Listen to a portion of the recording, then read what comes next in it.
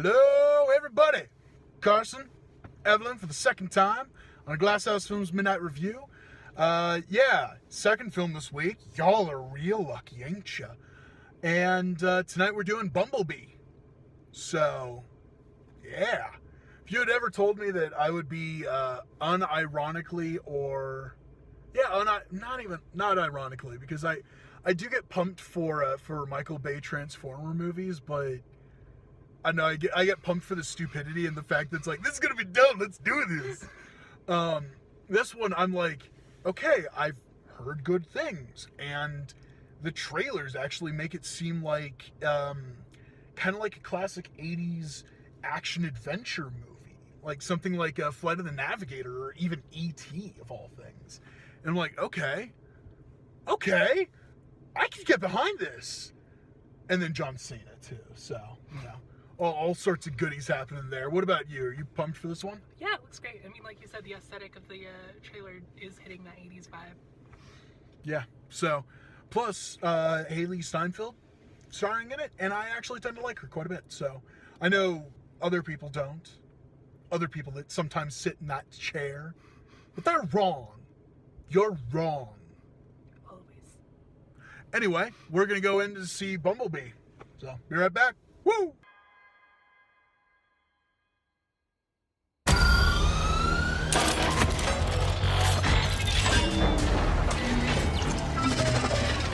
We're back. Yeah. So what'd you think? You know, there's some movies that you just start and you overanalyze them because they're terrible movies. And then some movies just have that magic charm and you forget to do any kind of analyzing to it. Yeah. This is one of those movies. This is probably... The latter? Yeah. Yeah. This is the probably the first good Transformers movie. So I love the first Transformers movie a lot, but it doesn't hold a candle in the wind to this one. No. I mean, this will be the second time that I've used this phrase. This was delightful. It was just fun. It was good. It did exactly what it set out to do, which was tell a really fun story in a really fun way, and damn, it nailed it. I mean, so it's an 80s film. It takes place in 87, 20 years before the events of the first movie. And it hits the right kind of 80s. Because when most people think 80s, they think neon lights, they think Ghostbusters, they think there's a certain image that pops into your head, but that's like 2% of all the 80s movies that ever existed. This fits more squarely into the more timeless 80s films, or at least the 80s films that were, I guess, Spielbergian almost. Because this is definitely E.T. with a lot more action involved, but that's not a bad thing. But the thing is, it's not about the action. So I think that's kind of what separates it from the Michael Bay films, is this is not about the action. Yeah, it's about the characters. It's about, you know, what do you do when this alien comes to Earth and you end up just feeling like you should help it out. And it's so good. And it's weird that this is like such a thing to aspire to, because 2017, 2018 have missed the ball on this one thing, and that's clear character motivations. I get it. Bumblebee, I get his motivations. I get why he wants to protect Earth. I get why he's doing what he's doing. Hailee Steinfeld's character, Charlie, I get who she is as a character. And what's nice is it's almost like the movie has two prologues, where they show you Bumblebee, they show you Cybertron, and they show you Charlie. And you see her doing her just day-to-day life. And it's like, okay, I get both of the stakes that they have, and how when they do come together, they're going to help each other out in their own ways. And it was like, yes, it was cathartic seeing this happen. It was so much fun watching these two characters, you know, figure each other out and kind of heal from each other, from each other's traumatic wounds to some extent. That, and so the villains that aren't the Decepticons, because basically Bumblebee falls to Earth and he gets his voice box ripped out in the first like 10 minutes. It was kind of brutal. But he comes to Earth, and Optimus is like, hey, you got to protect Earth. He gets to Earth, he's trying to protect it, and he gets beaten to shit, really. And Hailee Steinfeld finds him in a junkyard. But the thing is when he comes to Earth, he kind of hurts some humans, not by any fault of his own.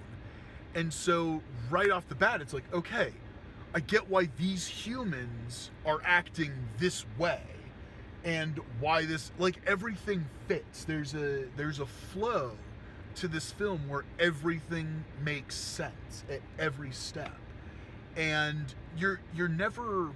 It's not like you're angry at the I guess villainous human characters. It's like you just don't understand, and it plays out really well. It never feels like it's hamstringing the narrative itself.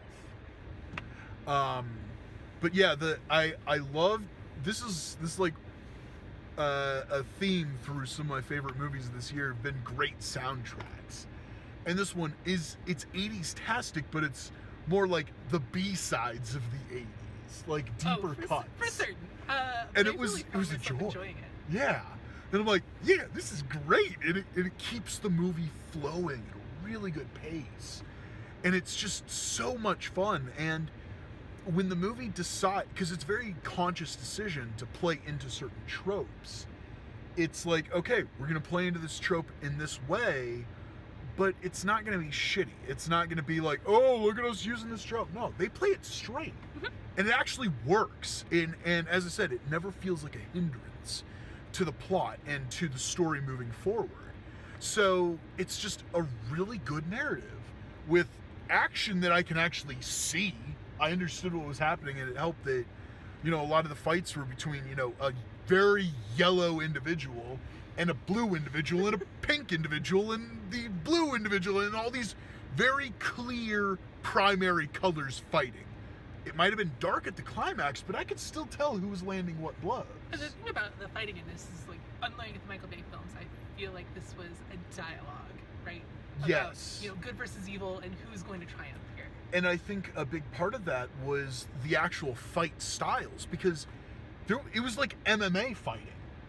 And it wouldn't surprise me if we see some, like, behind-the-scenes features, and it's like, okay, yeah, we had some stunt people with weird dots all over them, and they just fought each other the same way MMA fighters would fight. Yeah, there was tons of judo in this. Yeah.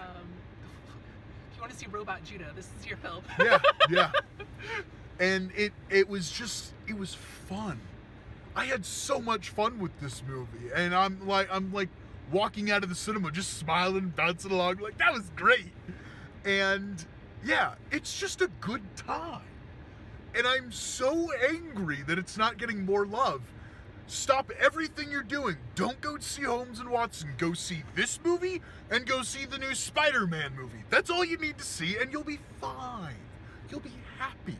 Also, just do those two things. They've set this up in such a way that if it does well successfully or commercially, that there will be another one. Yeah, and actually with that, there could be very episodic movies where it's almost okay.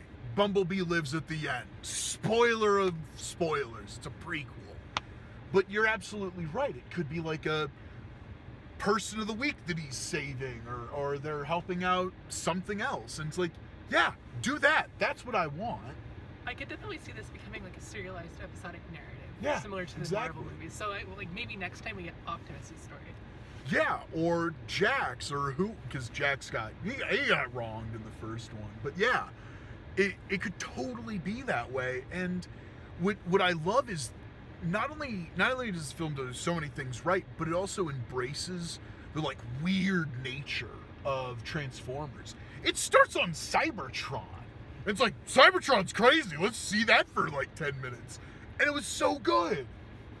I mean, so many hats off to the writer and the director of this film. They nailed it, and they weren't afraid. That's another big thing, is like, okay, go a little bit more weird. Trust your audience. They're already here to see transforming robots. Let's see some other crazy stuff. It'll be cool. We're into it. And this film pays off in every single way, and satisfying. It was a cinematically fulfilling meal. And I'm so glad I got an opportunity to see this one. Absolutely. Okay, well, I'm gonna say for the both of us, go see this thing in cinemas. It's You won't regret it. It's absolutely great. If you did a double feature with this and Spider-Man Into the Spider-Verse, you're gonna have one hell of a day. It's just gonna be great. So yeah, next week I don't know what the hell I'm doing. This weekend I might go see The Favorite and review that one because.